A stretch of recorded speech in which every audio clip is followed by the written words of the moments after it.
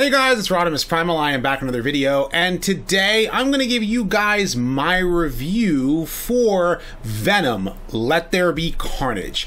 And I'm going to give you guys at least my initial thoughts at the beginning of the video, and then I'll eventually dive into some of the heavier spoilery stuff, just because I know some people probably have not seen it, but they do want to at least get an honest review about what people thought about the film. So without further ado, let's sit back, relax, make sure you're subscribed to the channel, and let's transform and roll out.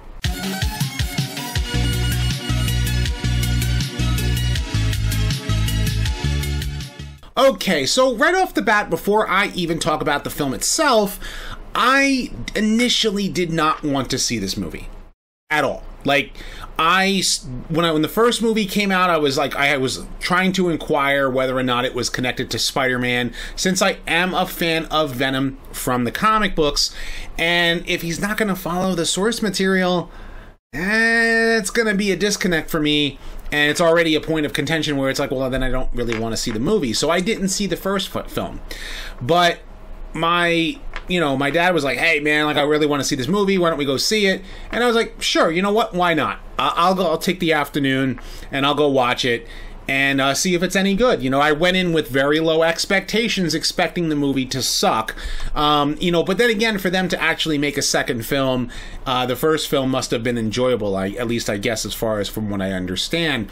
So at least I went in with that, with very low expectations, and I came out and it was mildly enjoyable. It was not the best movie out there. It had a lot of cliche, tropes and some things that happen between the characters. Only from the trailers do I know some of the relationships that I've seen from the first film and from now with the second film. So going in, you're like, okay, I guess, I don't know who that is, but okay, this person must be important, or at least, like, specifically like Miss Chen, or Mrs. Chen or whatever, the convenience store owner. Those scenes are actually pretty hilarious, to be quite honest with you. And the banter between Eddie Brock and Venom himself is actually really funny. Of course, if you already know going into the movie, this movie being called Let There Be Carnage, Carnage is the main villain, and setting up Cletus Cassidy to be that villain as he, needs to be. It took a lot of time. There was a lot of complicated plots that had to go back and forth before that could actually work. And it almost feels like the movie had a lot of exposition that was necessary, but the movie had to get from point A to point B so that you can get to this big giant climax at the end. And I will say, the climax at the end, the actual final battle, was worth it. It was actually worth the price of admission. I think the finale for the movie really was enjoyable. Venom himself. Now, you can see me, I'm wearing this shirt. To me, Spider-Man is a major component of Venom. Without Spider-Man, it really disconnects me from Venom in a lot of ways, and that was kind of a difficult thing to get around. But I will say this much. There is a mid-credits scene at the end. It wasn't an end credits. It was like you had the big animated credits sequence that happens at first before the black screen credits that roll up. There was a scene in between that, and that was well worth it, at least as far as seeing that kind of, I wouldn't say it fixed anything, but what it did was that was a surprise that I was not expecting, and I actually did quite enjoy at least that in respect as well. I also liked that there were things that from the comic books that I did not expect to see get incorporated into this movie, especially a specific character from a major Venom Spider-Man storyline that happened with Carnage. And that character who shows up, I was very glad that character showed up in the movie. It was a surprise. It was a welcome surprise, even though there were some changes there from the comics, which is understandable considering that we're in 2021. I was expecting that going in and going, oh, okay, so that's who that is. I thought that we're going to do this. Nope, they did this. Okay, so that's kind of how I went into it. And when the movie was all said and done, I was like, you know what? It wasn't that bad. It wasn't that bad. It wasn't the greatest movie. It was kind of like, take your brain and turn it off, and don't let Venom eat it. But kind of just like eat some popcorn and watch the movie. That's pretty much this movie in a nutshell. And the finale, the final battle, is worth it. It didn't feel rushed. At least the final battle didn't feel rushed. The final battle was, it didn't even feel too long either, because the movie was actually much shorter than I was expecting. So coming out of it, I was like, cool. I like the buddy, like I said, I will say again, I did like the buddy cop aspect between Eddie Brock and Venom. There is a major point that happens there that makes things do what they do typically in sequels, and you do see that in this storyline. It is PG-13, and it's a hard PG-13, which means that it has certain language that if you don't want your kids to hear or see, be prepared for that in this movie because of it. So do expect that as well. Now, I want to get into the spoilerific stuff because, again, this is one of those things that, like, you're trying to say, like, do I enjoy this or not enjoy this? First and foremost, again, I loved the smashing of the apartment sequence between Venom and Eddie, where they're fighting with each other, and Venom is smashing everything in the apartment because he's like, oh, you treat me like crap or whatever, well, I'm gonna go off and do my own thing. Smashes the TV, smashes the motorcycle, goes off on his own, goes to a whole rave and has like this speech.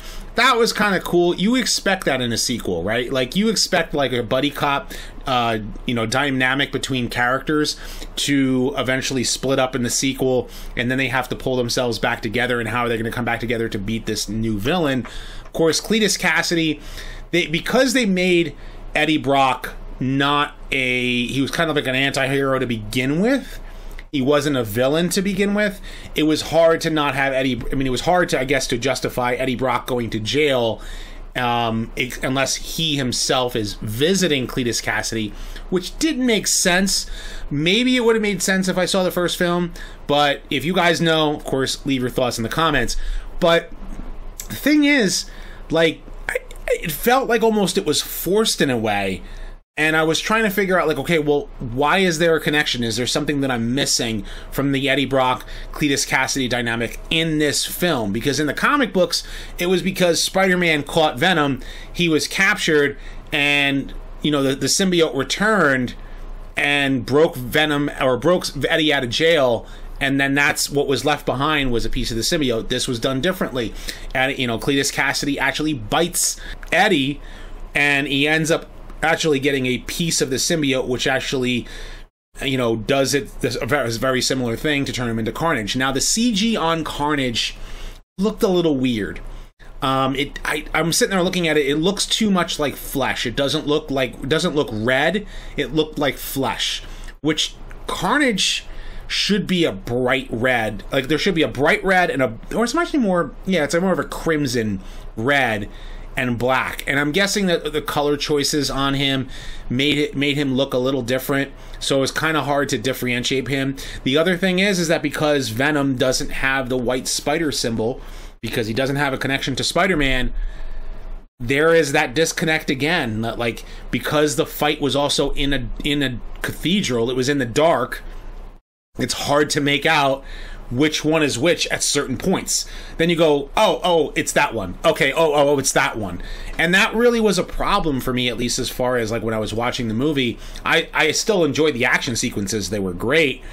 But when you're sitting there looking at the two of them fight each other on screen, you have to like you have to really pay attention to make sure that the one you're watching is Venom and which one is Carnage. And that's not a good thing. That's kind of the same thing with like Godzilla, King of the Monsters, where the fight is in the rainstorms and stuff like that. Can't we like have fights that happen in broad daylight? Like Carnage, one of my favorite moments from the comic books, specifically, Carnage literally goes up to somebody on the street, and then Spider-Man and Venom arrive, and they're like, Carnage goes eeny, meeny, miny, mo, and then kills the one person. And that was in broad daylight. So we didn't get that with Carnage, and I was kind of expecting that. Cletus, Woody Harrelson playing Carnage was fantastic. He really was a natural-born killer. Yeah, I'm going to give you that stupid joke. I know it's a corny line. But, yeah, he was a really good Carnage. And Shriek. Seeing Shriek in this movie was a welcome addition because I never expected them to add her, since she was an element from Maximum Carnage, and seeing that take place on screen was done really, really well. And she had her own plot point about why she was, you know, with Cletus, and the two of them actually having a relationship again, it's, you know, it's going to be different from the comics, so you're going in with that low expectation. But the final fight was well worth it, and I was very happy and satisfied with the end of it, even though I feel the film was okay, right? So the end credit sequence.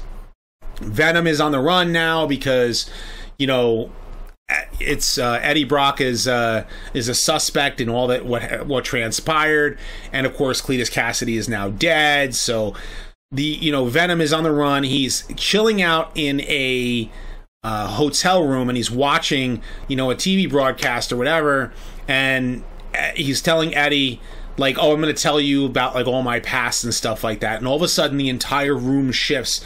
Everything kind of goes crazy. And he's now someplace different.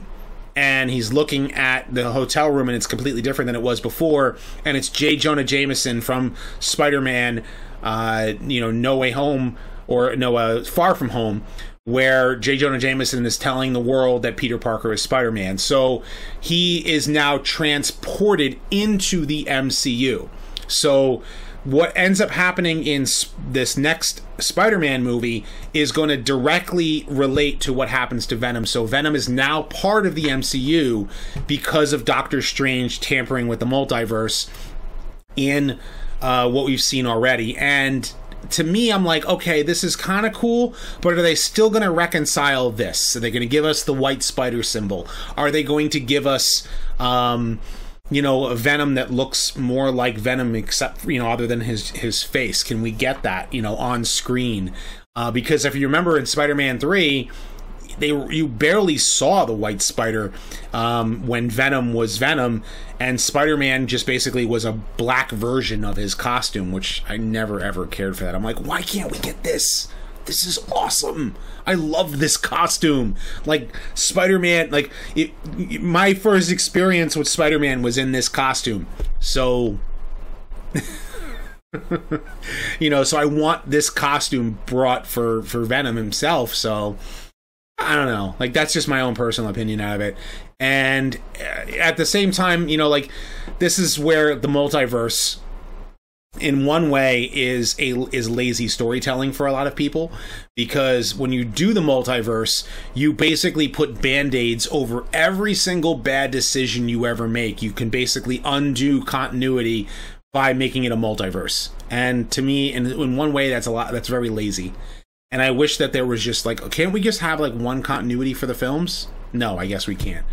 But I want to know what you guys think. Of course, leave your thoughts in the comment section below. Be sure to thumbs up this video and subscribe. Check out my other videos as well. I have many more videos coming down the pipeline for this channel, so stay tuned for all that. And as always, guys, until next time, till all are one.